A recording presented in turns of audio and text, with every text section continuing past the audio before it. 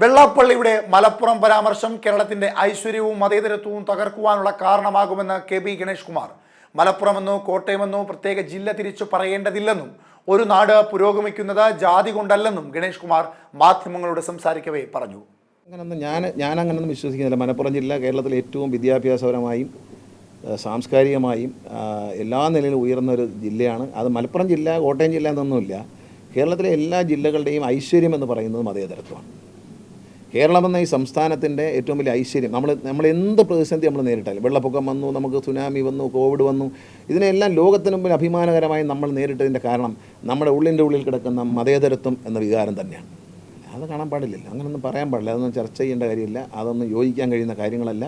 കേരളം എന്ന് പറഞ്ഞാൽ ഇന്ന് കേരളത്തിൻ്റെ ഏറ്റവും വലിയ, ഞാൻ പല കാര്യങ്ങളിലും പലരെയും എതിർക്കുന്നതിൻ്റെ കാരണം എന്ന് പറഞ്ഞാൽ എൻ്റെ മനസ്സിൽ ഞാനൊരു കലാകാരനാണ്, ഞാൻ വളർന്നു വന്ന സാഹചര്യം അങ്ങനെയാണ്, മതേതര നിലപാടുള്ള ഒരു അച്ഛൻ്റെ മകനാണ് ഞാൻ, അങ്ങനെ ഒരു പാർട്ടിയാണ് ഞാൻ നയിക്കുന്നത്. അപ്പോൾ ആ ഒരു കാഴ്ചപ്പാട് നോക്കിയാൽ കേരളത്തിലെ ജനങ്ങളുടെ മതേതര സ്വഭാവമാണ് നമ്മുടെ എല്ലാ ഐശ്വര്യത്തിനും. മറ്റൊരു സംസ്ഥാനത്തുള്ളവർ പോലും കോവിഡ് വന്നപ്പോൾ എങ്ങനെയെങ്കിലും ഒന്ന് കേരളത്തിൽ കയറി പറ്റണമെന്ന് ആഗ്രഹിച്ചു. വെള്ളപ്പൊക്കം വന്നു, നമ്മളതിനെ കേന്ദ്ര സഹായത്തോടെയല്ല, നമ്മളൊറ്റക്കെട്ടായിട്ട് നേരിട്ടു. നമുക്ക് മുഖ്യമന്ത്രി ശ്രീ പിണറായി വിജയൻ നേതൃത്വം നൽകി. നമ്മൾ ആ നേതൃത്വത്തിൻ്റെ കൂടെ നിന്ന് നമ്മൾ ജാതിയോ മതമോ നോക്കാതെ, രാഷ്ട്രീയം നോക്കാതെ നമ്മൾ ഒന്നിച്ചതിനെ പിടിച്ചവരല്ലേ. അതില്ലേ നമ്മൾ അഭിമാനിക്കേണ്ടത്. അല്ലാതെ അവിടെ ഇച്ചിരി കൂടുതൽ ഇവിടെ ഇച്ചിരി കുറവ് അങ്ങനെയൊന്നുമില്ല.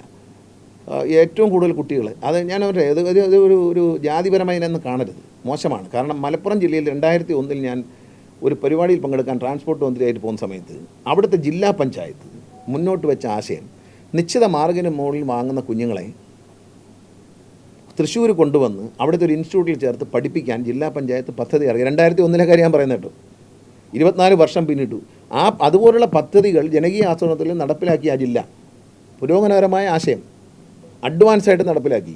അതിൻ്റെ റിസൾട്ട് അവിടെ നിന്ന് ഒരുപാട് കുഞ്ഞുങ്ങൾ എൻട്രൻസിലൂടെ ഡോക്ടറും എഞ്ചിനീയറും ഒക്കെ ആയി മാറി എന്നുള്ള ആ ജില്ലാ പഞ്ചായത്ത് എടുത്ത നിലപാട് ആ ജില്ലയുടെ വളർച്ചയ്ക്ക് ഉതകിയിട്ടുണ്ടെന്ന് നമ്മൾ അഭിമാനത്തോട് പറയണ്ടേ. അന്ന് ഞാൻ ആ യോഗത്തിൽ പങ്കെടുത്ത ആളാണ്. ഈ കുഞ്ഞുങ്ങളെ തിരഞ്ഞെടുത്ത് അവരെ വിടുന്ന ആ ചടങ്ങിൽ ഞാൻ പങ്കെടുത്തിട്ടുണ്ട്. അന്ന് മലപ്പുറം ജില്ലാ പഞ്ചായത്ത് മുന്നോട്ട് വെച്ചു. അപ്പോൾ അതുപോലെ ത്രിതല പഞ്ചായത്തിൽ ഒരുപാട് പഞ്ചായത്തുകൾ ഒരുപാട് പുരോഗമനമായ ആശയമുണ്ട്. അതിലെല്ലാം ജാതി കാണേണ്ടതില്ല. ഒരു നാട് പുരോഗമിക്കുന്നത് അവിടെ ജാതി കൊണ്ടല്ല. ഇവിടെ എന്നെ സംബന്ധിച്ച് ഞാൻ പറയട്ടെ, ഈ കേരളത്തിൽ ജീവിക്കാൻ ഒരു സമുദായക്കാർക്കും, ഒരു ദളിതർക്കോ, ഒരു പിന്നോക്കക്കാർക്കോ മുന്നോക്കക്കാർക്കോ ഇവിടെ ജീവിക്കാൻ ഒരു അസൗകര്യമില്ല. ഇന്ത്യയുടെ പല സംസ്ഥാനങ്ങളിലും പോയിട്ടുണ്ട്.